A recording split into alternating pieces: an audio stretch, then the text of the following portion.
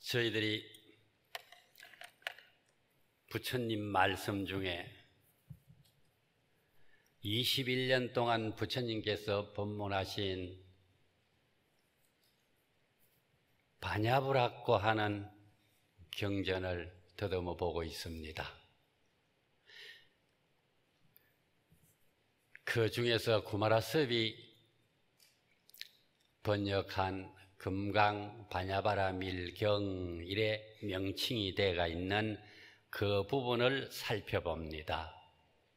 본래 이 금강경의 600권으로 되어가 있는 경전에서는 이 부분을 능단 금강분 이렇게 제목이 되어 있습니다. 능단 금강분이기 때문에 능은 뭐 할 수 있다. 누가 수행하는 본인이 단 끊어버릴 수 있다. 끊어버릴 수 있는데 끊어버릴 수 있는 방법은 어떤 방법을 쓰느냐? 금강이라고 하는 날카로운 계행의 칼로서 번뇌망상을 끊어버릴 수 있다는 내용의 제목이 능단금강분이 되겠습니다. 그 중에서 소명태자가 이 내용을 문단을 나눠놨습니다. 그 문단을 나눠놓은 것이 32문단 32분으로 되어가 있습니다. 그 중에 제1분이 바로 법회인유분 하는 거 우리는 다 살펴보았습니다. 살펴본 내용을 요점만 간추려가 말씀 한번 드리겠습니다.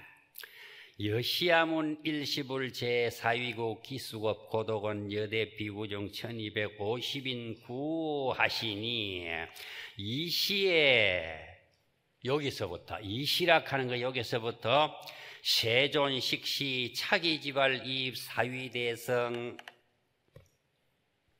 글식 어기성중 차제거리 환지본처 반사을 수의 발 세족이 하는데 여기까지의 내용하고 그 다음에 그거 뒤에 부자 이좌 하는 거 하고 두 부분을 나누어야 됩니다. 마지막 부자 이작하는 거 그거 앞에 세존 식시 차기지발 입 사위대성 글식의성중 차제거리 한지본처 반사을 수여발 세족이 가는데 여기까지는 부처님께서 말씀하시지 않고 말로서 표현하지 않고 행동으로 표현했는데 그 행동으로 표현하는 내용이 무엇인가 하면 계행을 철두철미하게 지키라 이 말입니다. 계행을 철두철미하게 지키면은 그에 의해서 나타나는 공덕이 있다. 그런데 그거는 여기 내용 속에 은유가 되어 있습니다. 은유되어 있는 내용을 찾아내면은 복덕이 생긴다 하는 것이 이 내용 속에 은유가 되어 있습니다. 계행을 철두철미하게 지켰을 때는 그 사람에게는 복이 자동적으로 일어난다. 복덕이 자동적으로 생긴다. 요 법문을 말없이 행동으로 제자들에게 법문하셨습니다. 그 법문하신 그 내용을 바로 무언설법이라고 합니다. 그럼 무언설법을 무엇으로 나타내 보였느냐? 행동으로 나타나 보였습니다. 현시 행동 이 말입니다. 현재 행동을 나타내 보였다. 그러면 복이 생기는 이유는 무엇 때문에 생기느냐? 계행을 철저하게 지키기 때문에 복은 계행을 지킨 결과로서 나타난 것이다. 이렇게 법문하신 것이고, 그 다음에 그 뒤에 부자 이좌 요래 대가 있습니다. 요거는 자리를 펴고 앉았다 하시는데 이게 바로 좌선하기 위해서, 참선하기 위해서 내 스스로의 본래 부처를 살펴보기 위해서 자리를 펴고 앉아 선정에 들어간다는 내용입니다. 그게 선정에 들어가면은 자동적으로 뭐가 생기느냐 하면은 반야지혜가 생긴다 이 말입니다. 그는 반야지혜가 생기는 이유는 무엇 때문에 생기느냐 하면은 선정에 들어가야 생긴다. 그걸 나타낸 겁니다.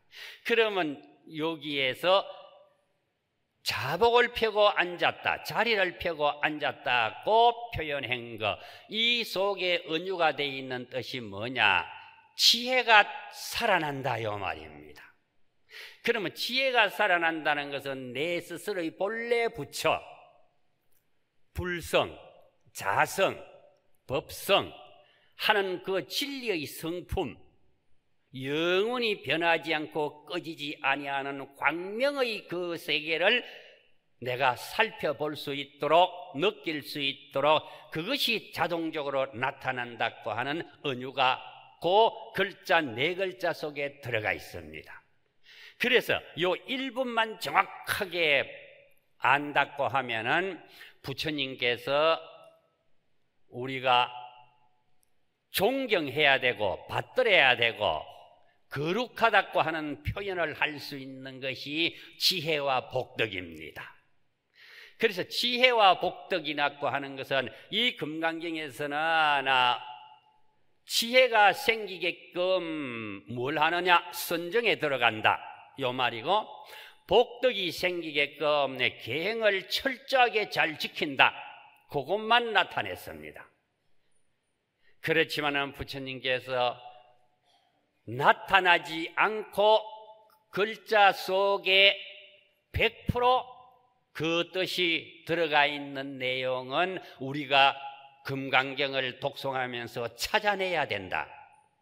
그래서 지혜와 복덕이 부족하신 부처님이기 때문에 우리는 부처님을 받들고 귀해야 된다.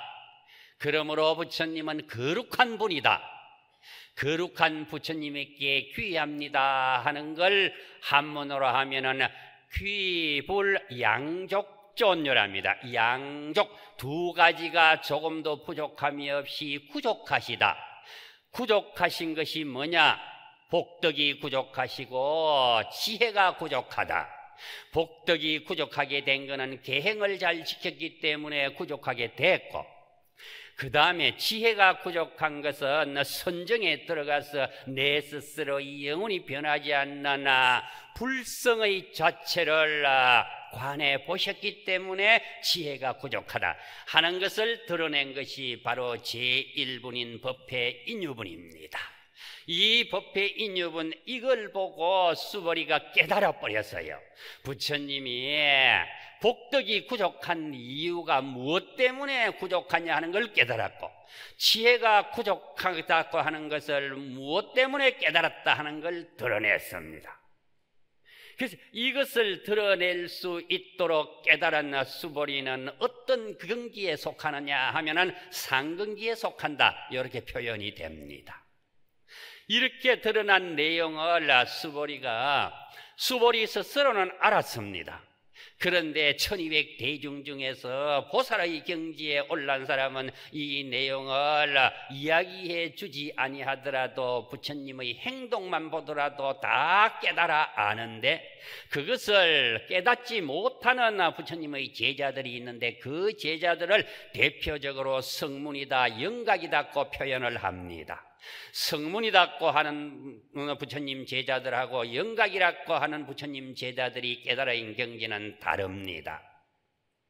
영각이라고 하는 경지를 깨달은 분은 우주만상이 자연의 법칙에 의해 가서 변해가는 인연법을 깨달은 것을 영각이라고 하고, 그 다음에 성문이라고 하는 것은 부처님께서 부처님의 깨달으신 전체의 내용을 다 쓸 법은 하지 않으시고 처음부터 모르는 사람 첫 초보자에게부터 가르쳐 주시는 법문이 있는데 그걸 고지멸도라고 하는 사성제 법문입니다. 사성제 법문을 깨달은 분은 성문이라고 합니다. 그 두 부처님 제자들, 그 부류들은 부처님께서 말없이 행동으로 보여주신 제1법회 인유분의 행동으로 말없이 법문하신 이것을 깨닫지 못했습니다.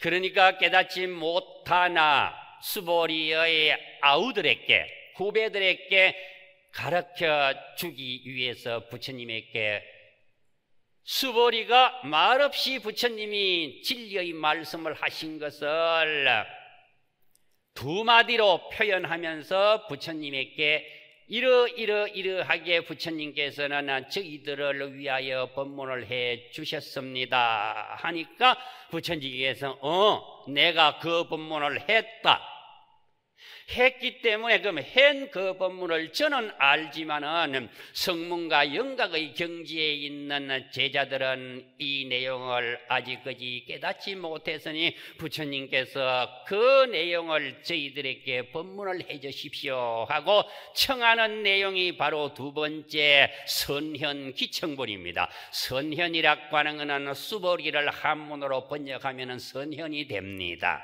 그 다음에 기청이라고 하는 것은 내가 질문을 일으켰다. 기자는 청이라고 하는 거는 저는 알지만은 성문과 영각의 제자들은 아직까지 모르니까 그분들이 들어서 알 수 있게끔 제가 부처님에게 대표적으로 법문을 청합니다. 그러니까 청자는 수보리가 법문 청하는 내용이고 기자는 청하는 내용이 요러한 내용을 법문해 주십시오 해가지고 그 질문의 내용을 일으키는 겁니다. 그래서 선현기청문, 수보리가 법문을 부처님에게 청하는 부분에 대한 이야기입니다. 그러면 여기에서 청하는 내용이 어디에서부터 어디까지 이루어졌느냐 하면은 거기에서 첫 번째 시장로 수불이 제대중중하사 적종자기하여 편단우견하 우설착지의 합장공경 이백불원 희유세존이시여 이랬습니다. 여기까지는 부처님께서 제1법회 인유분 법문해 주시는 것에 대해 가지고 너무나 고맙고 감사합니다. 이 법문 저도 처음 깨달았습니다 하는 것이 희유세존입니다. 참으로 부처님께서는 우리 제자들을 위해서 이렇게 법문해 주시는 것이 너무나 경이롭습니다. 부처님이시여 이렇게 부처님에게 귀중한 법문해 주시는 것을 수보리 존자가 부처님의 그 높은 법을 찬탄한 내용입니다. 그 내용을 찬탄을 하면서 하시는 말씀이 뭐라고 부처님에게 질문을 했는가 하면 두 가지로 했습니다. 열애 선호염 제보살 선부촉 제보살 이 말입니다. 열애 선호염 제보살 하고 뒤에는 앞에서 열애라고 하는 말을 했기 때문에 뒤에는 열애라고 하는 말을 생략을 하고 선부촉 제보살 했습니다. 정확하게 이 문장이 되려고 하면은 열애 선호염 제보살 열애 선부촉 제보살 이래 해야 되는데 뒤에는 앞에서 열애라고 하는 말을 했기 때문에 그 내용을 다시 두 번으로 겹쳐서 할 필요가 없으므로 열애라고 하는 말을 줄여가지고 뒤에는 선부촉 제보살 이렇게 했습니다. 그러면 위에서 하셨는데 하신 내용이 선호염 제보살은 어디까지의 법문에 대한 내용이고 제1분에 그 다음에 선부촉 제보살 가는 거는 제1분에서 어디까지의 내용이냐. 선호염 제보살이라고 하는 것은 바로 제1법회 인유분이라고 하는 것 세존식시 차기지발 입사위 대성 걸식 어기성중 차제거리 환지본처 반사을 수여발 세족 이익하는 여기까지입니다. 여기까지의 내용은 수보리가 부처님에게 선호염 제보살이라고 하는 단어를 묶어가지고 부처님에게 질문한 내용입니다. 그 다음에 제1번 법회 인유본 마지막에 부자 이좌 했는데 여기에 대한 법문은 수보리가 어떻게 단어를 묶어갖고 부처님에게 분문을 전해가면 선부촉 제보살 감이 요랬습니다. 그래서 선오염 제보살과 선부촉 제보살의 이 두 가지의 질문이 나온 이유는 제1분에 그렇게 두 단원이 나누어집니다. 그러면 선오염 제보살이라고 했기 때문에 이거는 어떤 내용이냐? 우리들이 부처님을 메시고 탁발하러 나갔습니다. 탁발하러 나가가지고 탁발을 하는 과정에 뭐는 하지 말아라, 뭐는 해서는 안 된다고 부처님께서 기원정사에서 제자들에게 법문을 하셨습니다. 하셨는데 귀담아 듣고 그리고 마음 기울여 가지고 살핀 사람은 어느 정도 알겠지만은 기원정사에서 법문하신 탁발하러 갈 때는 그래, 탁발하러 갈 때는 꼭 신발을 신고 가면 안 된다, 맨발로 가야 된다. 우리나라에서 맨발의 청춘 노래 있는데 그 노래도 이 금강경에서 맨발로 탁발하러 나가는 걸 이걸 따온 거 아이가? 이래 생각도 해봅니다. 저희들이 강원에서 강주 스님한테 강의를 받기 전에 우리들이 스스로가 우리 뜻을 모아가지고 강의들을 내용을 토론을 합니다. 그걸 논강이라고 하는데 그때 이제 별의별 이야기가 나옵니다. 네. 그런데 여기에는 그러면 탁발하러 가면은 절대적으로 한눈 팔면 안 된다. 전체적으로 말하면 그 말입니다. 맨발 벗고 가야 된다. 그리고 안행을 해야 된다. 안행이라고 하는 거는 하늘에 우리가 저녁 노을이 질 때쯤 되면 기러기들이 줄로서가 날아가죠. 그러니까 내가 저기 날아가는 저 기러기 지금은 시어자를 썼으니까 지금은 이제는 시어자 썼으니까 비업자도 한번 써봐라, 니은자도 써봐라 이런 노래 하죠. 글자를 여러 가지 쓰라고는 노래 쪽에는 없지만은 지금은 기역자 썼으니까 시어자도 한번 써봐라. 우리가 어릴 때 요사이는 우리 댕길 때는 국민학교라고 그랬는데 그 국민학교라고 하는 말 쓰지 말아라 하더라고. 왜? 일제잔재의 냄새가 난다고. 그러니까 초등학교 쓰라 하더라고. 그 내가 자꾸 그걸 까먹어요. 그럼 안행을 해. 안행이 기러기가 가는 그 모습을 따가지고 일렬로 썩어가거라. 그리고 탁발을 할 때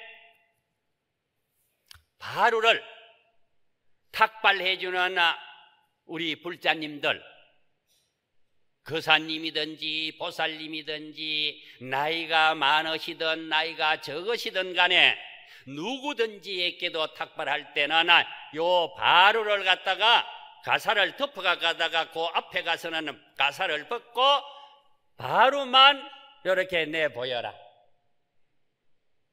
그러면 내보이는 거는 내보이는 그 모습이 뭐와 같으냐? 어머니가 아기에게 배고플 때 젖을 먹일 때 어머니가 아기 입에 젖꼭지가 들어가고 난 다음에는 아기 젖 먹는 거는 옆으로 가. 그리고 어머니 얼굴은 바로 보라봐. 아기는 요 옆에서 빨아먹어. 그렇죠? 참 희한한 것도 연구했죠. 그래 가르쳤어요. 제가 태국 가서 특강을 들을 때 그렇게 가르치는 걸 들었기 때문에 이렇게 하는 거야. 그렇듯이 바루를 내놓고 탁발을 해주면 많이도 안 줍니다. 왜? 줄러서고 오는 스님들에게 똑같이 나눠주게 되기 때문에 숟가락 가지고 한 숟가락씩 이렇게 떠가 줍니다. 한 숟가락씩 떠가줘도 그게 부족하거든요. 그러면서 그걸 받을 때는 이 가사를 덮고 있던 걸 벗기고 그 사람한테 이것만 내놓고 얼굴은 반대 방향으로 돌려라. 절대로 탁발해주는 그 시주자들의 얼굴을 빤하게 바라보지 말아라. 또 탁발해 주는 그 공약물을 쳐다보지 말아라. 이렇게 가르칩니다. 쳐다보면은 줄락하는 음식이 한 서너 가지 있는데 내가 좋아하는 음식이고 반찬은 이기인데 다른 걸 줄락고 뜨면은 그거 말고 요거 하면 안 된다요 말이야. 그랬기 때문에 부처님이 그걸 가르치는 거예요. 그러면 줄 때 주는 사람 얼굴을 빤하게 보지 말아라. 왜? 처녀가 주면은 이쁘다, 할머니가 주면은 늙었네, 남자가 주면은 찝찝하다, 여자가 주면은 기분이 좋다, 그것이 마음에서 일어난다는 거예요. 그 설명할 때는 나도 웃었지만은 태국 스님들도 웃더라고. 그렇게 장세하게 가르쳐 주는 겁니다. 그러고 난 다음에 주고 난 다음에는 어떻게 하느냐? 그럼 이래 받아 이랬으면 여기서 다 줬는지 안 줬는지는 몰라. 내 머리를 돌리고 있기 때문에, 쳐다보지 않기 때문에. 그러면 담아주던 숟갈 가지고 요래 바르고 옆을 갖다가 요래 하면 딱 소리 나죠? 요래 딱 치면은 다 줬다고 하는 신호라요. 그럴 때는 쳐다보고 그걸 덮어가지고 또 가거라. 요렇게 가르친 겁니다. 그래가지고 할 때는 7집 이상은 절대로 가지 말아라. 여기에서 뭐냐? 우리가 육건을 조심해야 돼. 절대적으로 마음이 일어나면 안 돼. 육건이 육진 경계에 끄달리면 안 돼. 안이 비설신의 가면 안 가면 눈 아닙니까? 눈은 율문에서 가르친 대로 해야 된다. 시선을 요 말이고, 이 가마 기는 내가 요거 다 받았는지 안 받았는지 요거는 모르기 때문에 다 주고 난 다음에 숟가락을 딱 치면은 소리 들리는 거 그것만 듣고 다른 거는 듣지 말아라 요 말입니다. 그 다음에 비콕 하는 거는 찬을 만들어 갖고 주는데 고소한 냄새 나는 것도 있고 안 고소한 냄새 나는 것도 있고 십시그리한 냄새 나는 것도 있고, 우리 스님 코는 진짜로 발달이 돼 갖고 그놈이 다 들어와. 그러니까 거기에 이끌리지 말아라고 설. 내가 맛을 보니까 어제 와서 탁발해가지고 한 거 맛을 보니까 어떤 음식은 십시그리하니 맛이 없더라. 어떤 음식은 먹으니까 달더라. 어떤 음식은 질기더라.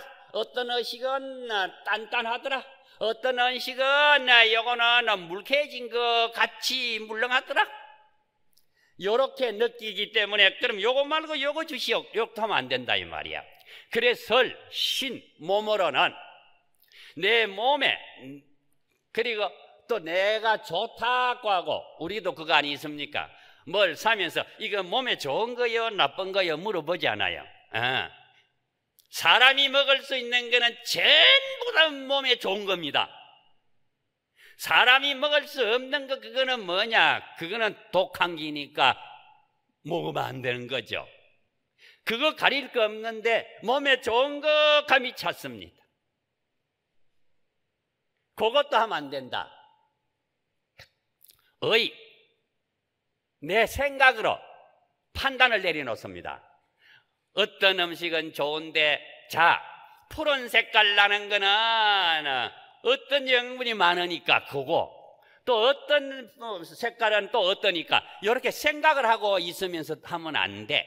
그래서 육건으로 일어나는 그런 줄락고 하나 보시하려고 가져 나왔다나 모든 우리 부처님 제자 신도님들이 만들어가 직접 집에서 만들어가 오느나 거기에 내 생각이 이끌려 가지고 어느 거는 좋다 어느 거는 나쁘다 판단해 가지고 하는 것이 아니야. 하는 것을 부처님이 분명히 가르쳐 주신 것이 바로 계행을 잘 지켰을 때는 자동적으로 복덕이 생긴다 하는 내용을 부처님께서 우리에게 법문을 해 주셨는데, 우리가 그것을 알고도 실천 못하고 실천하려고 하니까 내가 내 마음에서 그렇게 잘 안 돼. 맛있는 것만 받고 싶고 맛없는 거는 받기 싫고 거기 일어난다. 그렇게 그거 일어나는 거 그거를 갖다가 잘 다스려야 된다고 부처님께서 우리들에게 법문을 해주셨는데 그걸 우리가 잘 다스리지 못하고 그놈이 일어났을 때는 우리들이 어떤 마음으로 내 마음을 바르게 일어날 수 있게끔 해야 되겠습니까? 그걸 부처님께서 우리에게 보여주셨는데 성문 영각의 경지를 깨달은 부처님의 제자들은 그 판단을 잘 못합니다. 그걸 좀 가르쳐 주십시오. 한 내용이 선호염 제보살이다 요 말입니다. 바깥에서 일어난 거 그런 걸 보고 요새도 그렇습니다. 어때?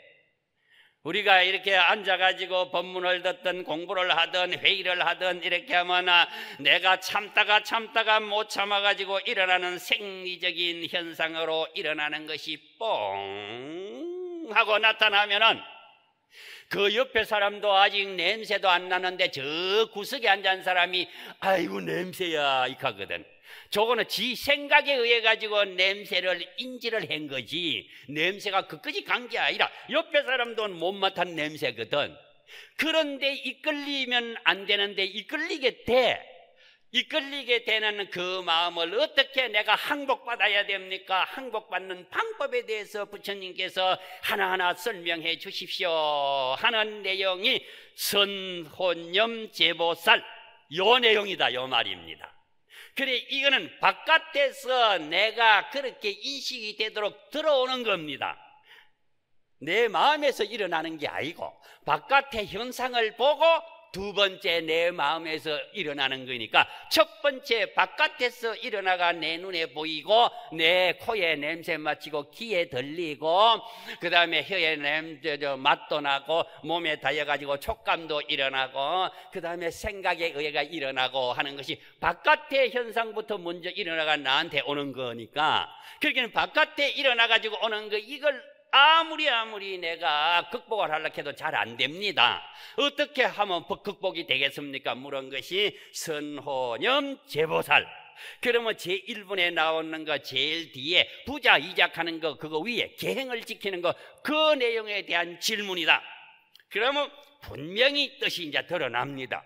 그래서 이 금강경이 글자적으로 봐가지고 어려운 거는 하나도 없습니다. 요렇게 알고 나면 아는 거 그걸 실천을 해가지고 직접 내 마음에서 통해야 되는 거예요. 요래 되면은 나중에 뭐가 되느냐 하면은 정덕 아뇨다라 삼약삼보리가 된다 요 말입니다. 그걸 물었고 그 다음에 두 번째 밑에 내려오면 선부촉 제보살입니다. 부처님께서는 우리들에게 내 마음의 부처 영원히 변하지 않는 청전 법신체의 광명 덩어리가 너 마음에도 다 있으니까 그것을 살펴보아라고 가르쳐 주신 내용이라. 그러니까 어디에 들어가느냐? 선정에 들어간다 요 말입니다. 그래 부자 이작하면 선정에 들어간다. 선정에 들어가가지고 내 마음을 관찰하고 보려고 하니까 조금 앉아가지고 있을 때는 한 10분쯤은 화두가 되는 것 같고 화두가 들리는 것 같습니다. 그러다가 20분 30분 되니까 화두는 어디 갔는지 없고 가만히 앉았다가 옆으로 넘어가는 거라. 그러기는 이쪽으로 넘어가는 거 요거는 뭐냐? 도대체 내가 태어나기 전에 어떤 몸을 받아가 있었던가? 그런데 지금은 내 사람의 몸을 받아가 있는데 내 사람 몸 받기 전에 전생에는 어떤 몸 받아가 있었던가 하는 걸 내 스스로 마음으로 살펴보는 걸 그걸 시신마 이래 중국에서는 이야기합니다. 시신마 이렇게 하기 때문에 그러기는 전생에는 내가 누구였던가 뭐였던가 하기에 그걸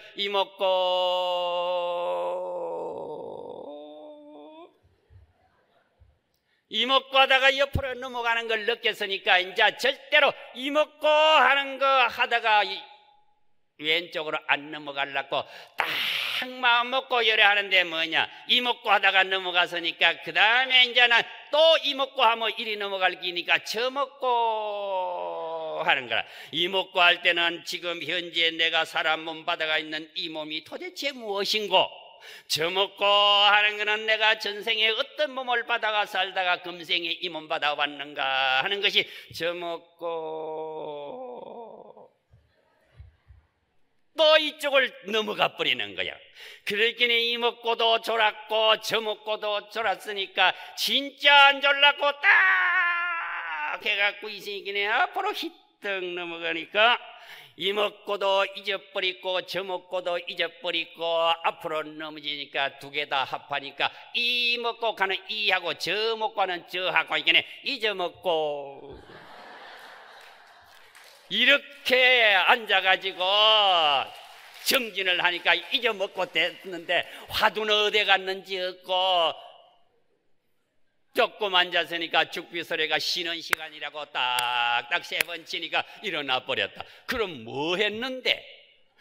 잊어먹고 한번 해보고 이먹고 한번 해버리고 저먹고 한번 했고 잊어먹고 한번 해버렸는데 한 시간 지나가 버렸다. 이렇게 지나가 보다가 보니까 자꾸 그 다음에도 또 그래 지나가, 또 그래 지나가. 그런데 이걸 갖다가 잊어먹고 하지 않고 화두가 성성적적하게 될 수 있도록 공부를 해야 되는데 어떻게 하면 공부를 하겠습니까? 공부하는 방법에 대해 가지고 부처님 좀 가르쳐 주십시오. 이러니까 부처님께서 그래, 네 말이 일리가 있다, 그걸 가르쳐 주마 하면서 가르쳐주는 말씀이 어디에서부터 나오는가 하면은 제4분에부터 그 내용이 이제 나옵니다. 그 나오면은 그거 하나하나 살펴보면은 금강경 무슨 말인지 몰랐는데 법문을 다 듣고 난 다음에 금강경을 읽어보니까 이거는 무슨 말이고 무슨 뜻이고 어떻게 공부하라 했구나 하는 걸 공부하라 하는 방법이 다 나옵니다. 그 방법대로 하면 된다 그 가르쳐 주시는 부처님의 말씀이 바로 제4분부터 나오는데, 그러면 여기 2분까지는 그걸 물었습니다. 그래 물으면서 하시는 말씀이 세존이시여 선남자 선여인이 하는 거는 전생부터 올바로 부처님 말씀하신 진리의 말씀을 수행해 나오는 아주 착실한 남자, 착실한 여자 이 말입니다. 조금도 부처님의 말씀에 어긋나지 않고 수행해 오던 사람을 대표적으로 표현해가지고 선남자 선여인이라고 합니다. 이런 사람이 발 아뇨다라 삼약삼보리심 하면은 부처님같이 진리의 내용인 아뇨다라 삼약삼보리라고 하는 정각의 경지를 깨달으라고 하면은 어떻게 내 마음을 갖다가 이렇게 해야 됩니까? 발하는 거 하고 그 다음에 중간에 아뇨다라 삼약삼보리 하는 거 그거 뒤에 심하는 거 하고 중간에 그만 생략해보면 발심 요 말입니다. 어떻게 발심해야 되겠습니까? 그러면서 정확하게 묻습니다. 응운하주운하 항복기심 요 말입니다. 이것이 상세하게 뒤에 나옵니다. 그래서 이렇게 수보리가 질문하니까 부처님께서 불언하시되 선제선제라, 수보리야 착하고 착하다, 장하고 장하다, 대단하고 대단하다, 참으로 명확하고 명확하다. 너는 이 성문과 영각의 대중들을 위해 가지고 네가 대신 대표로 나한테 말없이 법문했네. 법회 인유분 제1불에 나오는 나의 법문을 네가 질문을 했으니까 참 수보리 네가 착하다, 대단하다, 이렇게 수보리를 칭찬하는 내용입니다. 그러면서 수보리라 설법 열애 선호염 제보살 선부촉 제보살 이랬습니다. 수보리 네가 지금 내한테 질문한 게 두 가지다. 선호염 제보살하고 선부촉 제보살하고 네가 질문을 했는데 부처님 선호염 제보살 선부촉 제보살이라고 하는 걸 우들에게 제1본에서 부처님께서 보여주셨습니다. 이라이끼네 부처님께서 맞다, 네 말 맞다. 내가 정확하게 네가 표현하는 선호염 제보살 하는 걸 말없이 법문을 했고 선부촉 제보살 하는 것도 내가 너희들 위해서 법문을 했다. 부처님께서 인정하시는 내용입니다. 그러면서 뭐라구나 여금 제청하라. 내가 자세하게 설법 해줄 테니까 너희들은 자세히 내 말을 들어라. 마땅히 너를 위해서 설법하리라. 너희 대중을 위해서 설법하리라. 선남자 선여인이 발 아뇨다라 삼약삼 보리심 할 때는 여시주하고 여시항복기심 하라. 이렇게 하기 때문에 하락하는 내용이 제3분부터 나오는 거예요. 이제 정확하게 하나하나 그렇게 하니까 대중들이 전부 다 너무 고맙기 때문에 유연세존이시여. 유연이라고 하는 거는 우리말로 하면 예, 이 말입니다. 부처님 아들 딸들이 아버지 어머니에게 필요한 잡비를 청하는데 오냐? 그래, 너가 이번 달에는 지난달에 잘했으니까 보너스로 내가 배로 줄게. 이랬을 때는 아들 딸들이 기분이 얼마나 좋겠습니까? 그러니까 유형 가르면 예, 이 말이라. 그러면서 부처님 아들 딸들이 했다 하면 아버지 개설가입니까? 여기까지입니다. 그리고 뒤에 원효 용문이라고 하는 것은 이 경을 편집할 때 편집자가 기록하는 것이지 모든 대중들은 전부 다 부처님이 법문해 주시려고 했으니까 너무 기뻐가지고 마음으로 부처님 법문해 주시려고 하는 거 그거 법문 빨리 해 주십시오 하고 이렇게 부처님만 바라보고 있는 그 순간의 환경입니다. 제자들이 바라고 있는 마음의 기쁨을 이렇게 원효용문이라고 해놨습니다. 여기는 범어에 나오는 건데 우리가 강원에서 성가대학에서 공부할 때는 원컨대 즐거이 듣고자 합니다. 이렇게 모든 제자들이 1200 제자들이 그렇게 했다 이래 배웠는데 범어에 들어가면 그게 아니다고 딱 나타납니다. 여기까지 우리가 공부를 했습니다. 이 내용을 알아야만이 이제 대성경종문, 우리가 대한불교 조계종은 소성이 아니고 대성입니다. 대성이라고 하면서 대성의 수행하는 사람들은 어떤 마음으로 수행해야 된다고 하는 거 물으면은 몰라요. 모르고 무슨 대성 수행법을 어떻다고 나는 대성불교다 대성불교다 합니까? 성가대학에서도 이 말 합니다. 그래서 대성에 대한 걸 정확하게 하려고 하면 금강경을 갖다가 정확하게 다시 공부를 해라. 그러면은 여기에서 부처님이 상세하게 하나하나 남기지 않고 법문하신다. 제가 그런 말을 합니다. 그러면 오늘 이제 공부하는 것 중에 대성에 대한 이야기를 하니까 거기에 프린터 드린 거 있죠.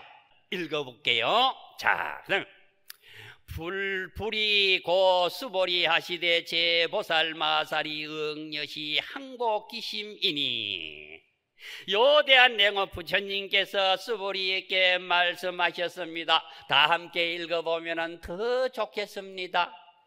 마음이 완전히 밝게 드러나지 못한 모든 보살 마살은 응당히 이와 같이라 하는 게는 뭐냐 하는 걸 갖다가 거기에 작은 글자로 1, 2, 3번 써놨습니다.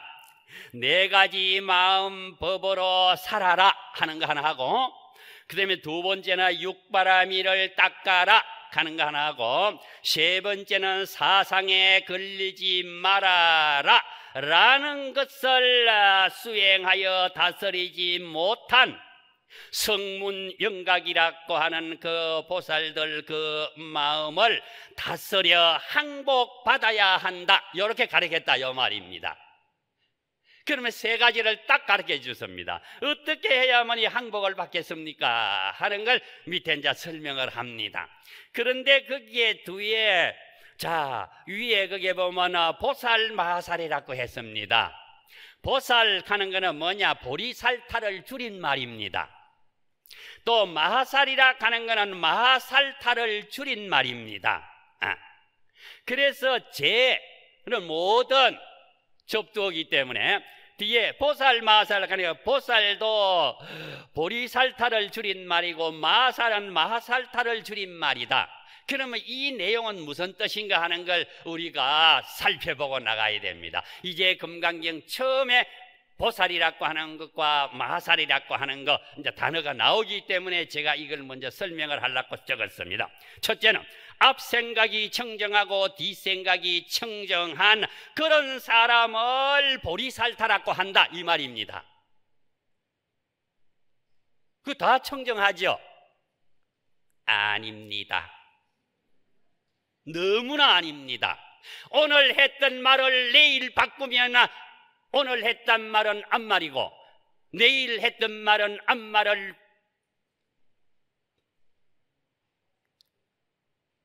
비벼가지고 하는 거, 바꿔간다는 말, 이 말입니다.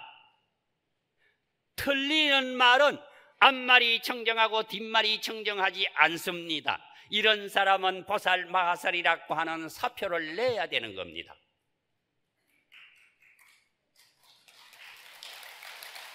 이렇게 정확하게 되어 있는 것이 부처님 경전입니다.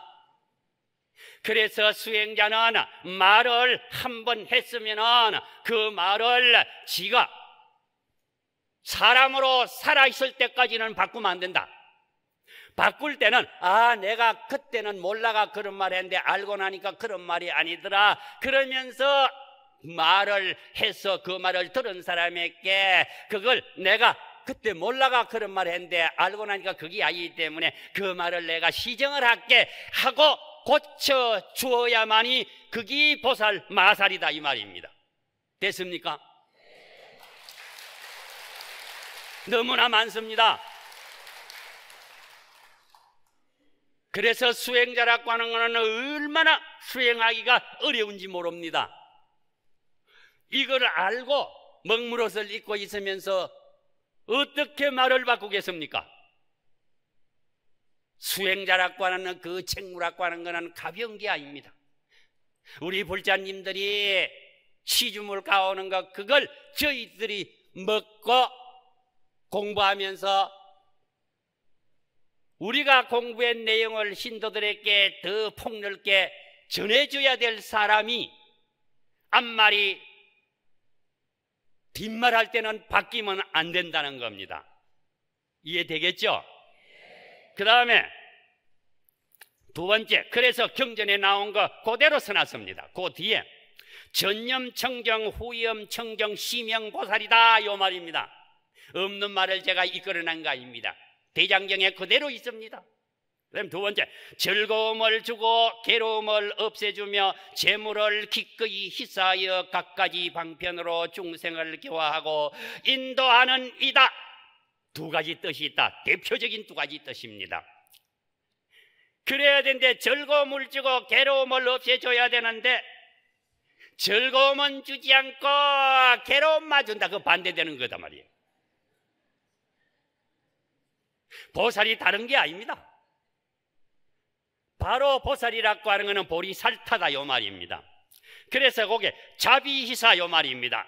자, 인자함을 베푸고 비, 근심 걱정되는 것도 그분이 있으면은 그분의 마음을 풀어줘야 되고 그 다음에 기쁘게 해줘야 되고 그 다음에 살았고 하는 것은 번뇌망상이 없고 속임이 없는 이런 것을 신도들에게 전해주는 겁니다. 그래서 사무량심이라고 하는 것은 대성보살이 지켜야 될 내용이 자비희사 네 가지입니다. 이게 네 가지 한량없는 수행자의 마음을 아직까지 수행의 그 경지까지 못 올라온 사람에게는 이끌어주고 가르쳐줘야 되는 것이 바로 보살이라고 하는 내용입니다. 종종 방편으로 화도 중생하는 것이 바로 누구냐 하기에 시명보살이라, 이렇게 부처님께서는 정확하게 말씀해 놓은 것이 대장경에 하나하나 다 들어가 있다. 그러면 마하살이라고 했는데, 마하살은 마하살타를 갖다가 줄임말이다. 그러면 이것도 두 가지를 내가 대표적으로 뽑아냈습니다. 그 중에도 여러 가지 있는데 그 중에 싹 우리가 몸에, 마음에, 눈에 들어올 수 있는 것만 두 가지씩만 뽑았습니다. 첫 번째, 생각 물러나지 않아서 비록 번뇌의 티끌 속에 있지만은, 우리가 세속 생활을 한다고 하지만은 마음이 항상 청정해야 된다요 말입니다. 그러나 세속 생활을 떠나서 부처님의 진리의 내용을 수행하는 사람이라고 하면 더더욱 해야 된다, 이 말이 되겠습니다. 그 다음에 두 번째는, 교화하는 보살 자신이나 내가 나는 이렇게 수행한 수행자로서 부처님 경전에 이런 말이 있는데 이런 말을 전합니다 했을 때는, 전하는 그 사람은 수행자 아닙니까? 그러니까 수행하는 자신이나 교화받는 중생에 아무런 집착도 없이 하는 사람, 행동으로 옮기는 사람, 이 사람이 마하살이라고 해도 되고 마하살타라고 해도 된다. 그래서 보살 마하살이라고 하는 것은 굉장히 넓은 의미로 나를 희생하면서 내가 배가 고프더라도 배고픈 사람, 내보다 배고픈 사람에게는 먼저 전해줘라. 무슨 배가 고프냐? 마음의 배가 고픈 사람을 전해주기 위해서 너희들은 부처님께서 49년 동안 설법하신 8만 대장경을 샅샅이 공부해가지고 조금도 부족함이 없이 전해주라고 하는 내용이 보리살타 마하살타의 뜻이다. 그래서 보리살타와 마하살타의 두 가지를 종합해가지고 이야기를 하면 뭐냐?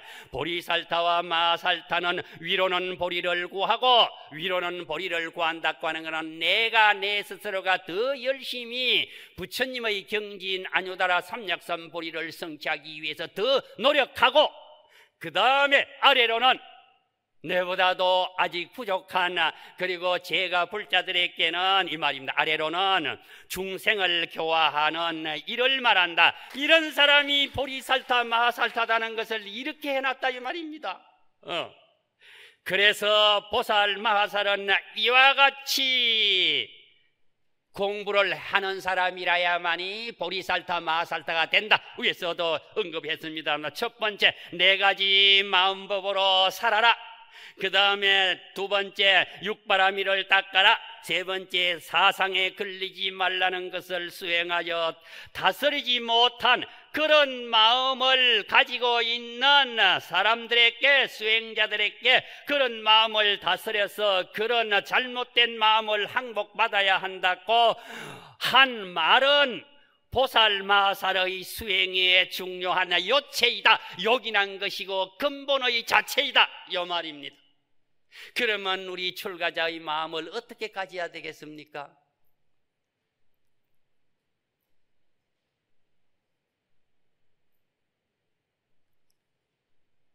숙연하신 이 순간이 바로 출가한 우리나 제가 하시는 모든 불자님들이 함께 수행하자는 뜻으로 받아들이고 넘어가겠습니다. 그럼 앞에 여시라고 한 말, 그걸 갖다가 다시 또 풀이를 했습니다. 여시라고 하는 건 뭐냐? 안으로 어지럽지 않는 것이 여시라. 그 다음에 생각이 어김이 없는 것이 바로 여시 중에 시다. 그랬기에 여라고 하는 것과 시라고 하는 걸 정확하게 표현을 해놓은 겁니다. 그래서 여시는 부처되는 길과 마음 항복받는 방법을 여시라는 말로서 표현했다, 이 말입니다. 그 길에 내용이 똑 떨어지죠. 예. 그래서 여시라는 것은 우리 말을 표현을 한다면 어떻게 표현해야 되겠나? 이렇게 또 이와 같이라는 것은 무엇인가? 네 가지 마음법에 머물러라 했다. 네 가지 마음법은 어떤 법이냐? 넓고 큰 마음을 가지라고 하는 겁니다.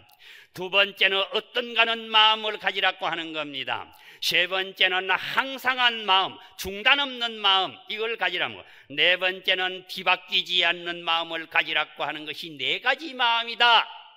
그렇게 설명을 했습니다. 요거는 바로 밑에 내려가면 원문에 나옵니다. 자, 그 다음에 두 번째는 육바라밀을 딱 때 내가 이것만 친 공부회가 딱 같다, 이런 상을 내지 말아라고 하는 것은 세 번째, 사상에 걸리지 말아라, 이렇게 나오는 내용이다.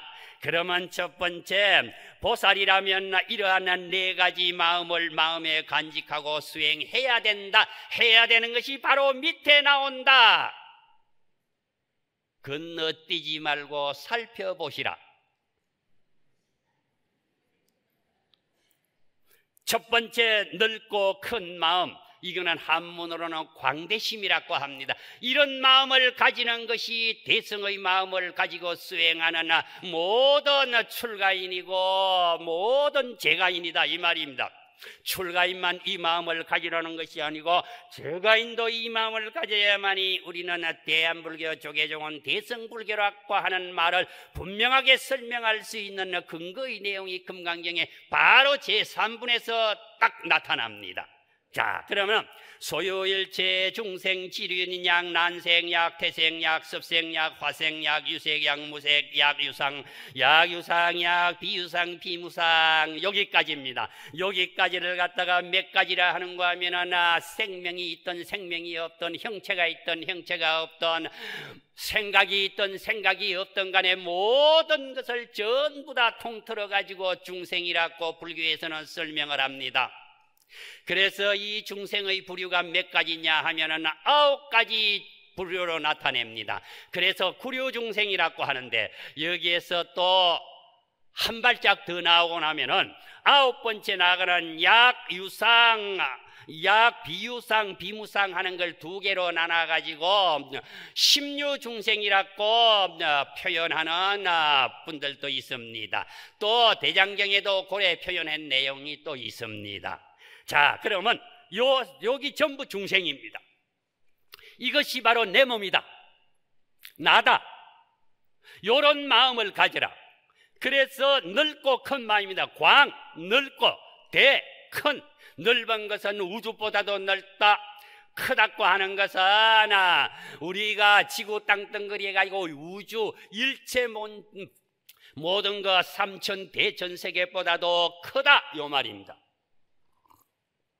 이런 마음을 가져야만이 그 사람이 대성불교를 수행하는 사람의 마음이다, 이렇게 표현할 수 있다.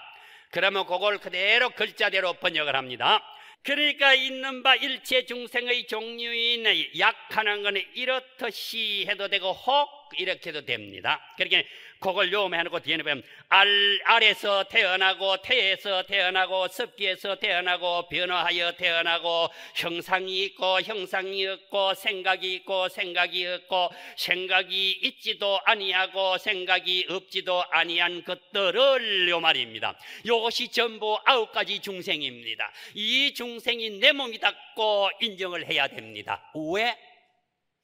자기가 살아생전에 익혔던 것을 어떻게 익히면은 어디에 태어나느냐 하면은 우리는 태로 태어났지 않습니까? 어머니 탯줄로 태어났는데 탯줄로 안 태어나고 알로 태어나는 거예요. 내가 다음 생에 알로 태어나는 이유는 왜 태어난다 하는 걸 뒤에 설명을 해놨습니다. 그거 읽어보면 아이고, 살아생전에 잘해야만이 알로 안 태어나겠구나. 알로 태어나면 나중에 무슨 소리 하고 다니겠느냐, 삐약삐약하고 안 다니겠나, 이 말입니다. 이 내용 자체는 우리가 잘 아시는 분도 있을 겁니다. 청담 스님이라고 큰 스님 아시는 분 많죠? 청담 스님의 법문을 그때 법문 들으면서 상세히 내가 메모했던 내용을 여기에 내가 옮겼습니다. 너가 꼭 이거 믿어라. 그래서 저는 지금 다 저 세상 가셨던 큰 스님들 옆에서 법문 듣고 이렇게 할 수 있는 기회가 있던 그 시절에 태어나서 스님이 된 것이 참 내가 복이 많았다 이래 생각합니다. 자, 그 다음에 그러면 그걸 갖다가 한번 이제 본다. 그러면 넓고 큰 마음을 중요 표시해가지고 잊어버리면 안 된다 해가지고 거기 했습니다. 첫 번째 거기에 하나 둘 해가지고 9번째까지 있는데, 첫 번째가 아래서 태어나고 했는데, 아래서 태어나는 내용 그걸 살펴보기 위해서 되는 위에서 말하는 구류 중생을, 그만 구류 중생이라고 하는데 9가지 중생이 만나 안 만나를 지금 제가 읽은 대국의 번호 1, 2, 3, 4, 5, 6, 7, 8, 9 감이 세놨죠. 위에서 말하는 구류 중생을 모두 제도하라는 부처님의 말씀이 계셨으니 이 말입니다. 다 나하고 똑같다 이 말입니다. 이것이 광대한 마음이 아니고 무엇이겠는가? 이거는 내 말입니다. 여기 부처님 말이라고 하면 안 되잖아. 그리고 온갖 중생을 제도합니다. 그래서 딱 대장경에 뭐라고 하는가? 삼계 보도거로 온 광대 심야라 이렇게 나오가 있습니다. 중생이라고 하는 거는 그래서 범어로고 써놨습니다. SATTVL에게 사트바라고 써놨습니다. 범부와 성인의 공통되는 말이지만 중생이라고 하는 것은 범부와 성인이 다 통하는 말입니다. 부처님에게도 이 말이 통합니다. 그런데 부처님은 어떤 중생이냐? 깨달은 중생 요 말입니다. 우리 범부는 어떤 중생이냐? 못 깨달은 중생 요 말입니다. 똑같은 중생이지만 마음을 깨달은 중생과 마음을 못 깨달은 중생이 있다. 마음을 깨달은 중생은 인도말로 부ddha라고 한다. 그리고 마음을 못 깨달은 중생은 뭐라고 하느냐? 사토바라고 한다. 요 말입니다. 자, 그 다음에 깨닫지 못한 무리를 가르치는 말로 통용된다. 인도에서는 움직이는 생물을 모두 중생이라고 열했습니다. 중생이라고 번역하는 거는 구마라섭이 번역할 때는 중생이라고 했습니다. 이걸 구역이라고 합니다. 라고 하미니 못 인연을 의탁해서만 생명을 유지할 수 있다는 그쪽 편의 뜻이다 이 말입니다. 무엇 인연, 여러 가지 인연을 의탁해서 태어나는 걸 중생이라고 한다 이랬고, 유정이라나 감정이 있는 편으로 해석하는 말을 할 때는 유정이라고 표현을 한다. 유정이라고 번역해도 되고 사토바를 중생이라고 번역해도 되는데, 유정이라고 할 때는 어느 쪽을 중심으로 해가 번역했느냐, 중생이라고 할 때는 어느 쪽을 치우쳐가지고 뜻을 번역했나, 그래 설명을 해놨습니다. 다 똑같은 말입니다. 자, 그렇기 때문에 유정이라고 하는 거는 요거는 뭐냐, 현장법사가 번역할 때는 사트바를 유정이라고 번역을 했다.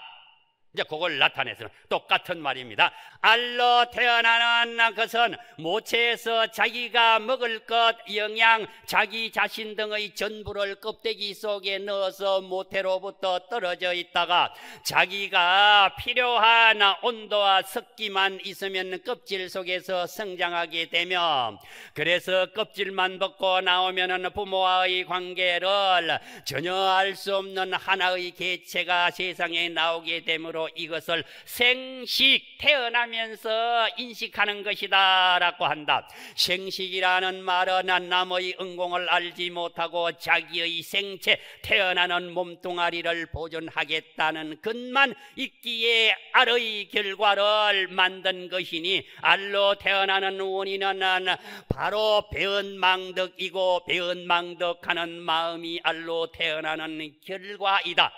됐습니까?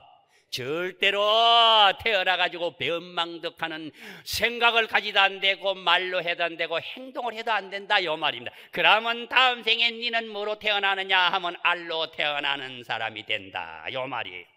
알로 태어나는 원인에 의해 나타난 결과는 아래서 가서 나오는 과보를 나타내며, 사람도 부모에게서부터 모든 것을 받아 낯서면서도 부모의 은혜를 모르는 것은 배은망덕이므로, 사람이 배은망덕한 마음을 100일만 굳은 마음만을 먹고 연습하면은 배은망덕의 연습한 것이 성숙하면서 다음 생에는 알의 과보를 가보를 받는다고 했으니 거기에서 이제 성숙하면 다음 생에는 넣어야 되는데 그 하나 넣어 놓으세요 했으니 주로 성품이 미혹한 탓이고 미혹했기에 갖가지 업을 짓게 된다 이 말입니다. 변망덕한 사람은 다음 생에 무슨 가보를 받느냐? 알로 태어나가지고 삐약삐약의 조상이 된다.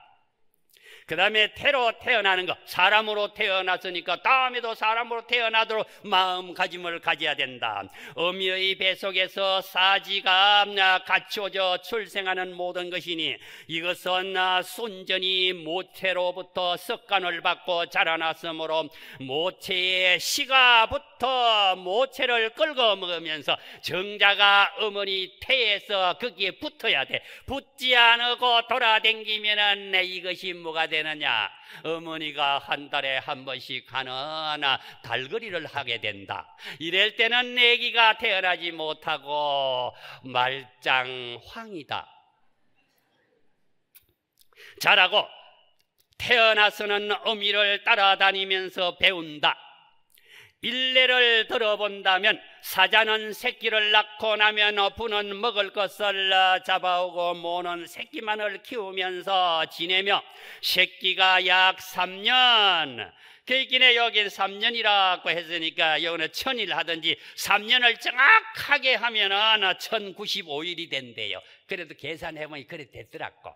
365일만 해가지고 까지는 어리기 때문에 부가 혼자서 아버지 되는 우리 혼자서 조달하는 먹이로도 모와 새끼와 부가 셋이 먹을 수 있는데 약 3년이 지난 새끼는 대식가가 되기 때문에 요는 사자를 예를 들어 합니다.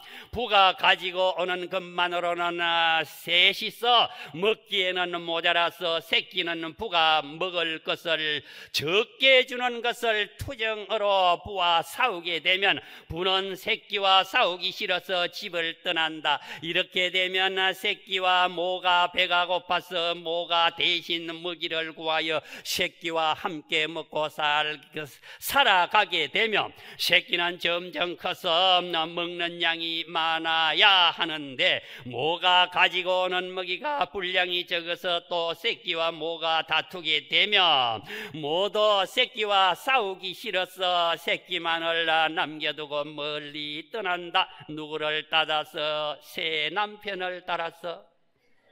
새끼는 혼자 있다가 배가 고파서 산길속으로 내려가면서 먹을 것을 찾는데 그런데 마침 사자 앞으로 토끼 한 마리가 지나가는 것을 보고도 잡아먹지 않는다. 왜냐하면 지금까지 부모를 의지하면서 부모가 잡아오는 것만을 먹었기 때문에 스스로가 잡아먹지 않았다가 극도의 배가 고파서 짐승을 잡아먹는 것이 시초가 되어서 새끼들이 사냥을 한다고 한다. 그래서 태로 태어나는 과보는 남을 바라보고 의지하는 마음이 태로 태어나는 결과가 된다. 사람으로 본다면 대부분의 여자는 언제나 남자에게 의지하면서 살기 때문에 성불하기 어렵다는 말이 있으니 그러므로 자립의 수행이 필요하다. 업의 습성으로 성품을 익힌 탓이고 익힌 버릇이 유전하게 되는 것이다. 남을 의지하고 살면은 다음 생에 어떤 가보를 받느냐? 태를 받고 태어나는 가보를 받게 된다 하는 내용이 그 결과에 나타나는 거라. 그래서 제가 여기에서 강조하면서 한 말이 바로 어떤 말이냐 하면은 그러므로 자립의 수행이 필요하다. 어머니들도 자립의 수행이 필요하다. 딸들도 자립의 수행이 필요하다. 남편만을 바라보고 의지하게 살면은 종속적인 역할밖에 안 되니 남녀 평등인 대한민국의 이 법률 속에서는 내가 스스로 남편을 도와야 되겠다고 하는 생각으로 남편도 부인을 도와야 되겠다는 생각으로 서로가 서로를 도우면서 살아가는 그런 부처님의 제자가 사는 집이 되고 수행할 수 있는 수행자가 된다고 하면 얼마나 좋겠나 하는 생각으로 오늘 본문 이것으로 마치겠습니다.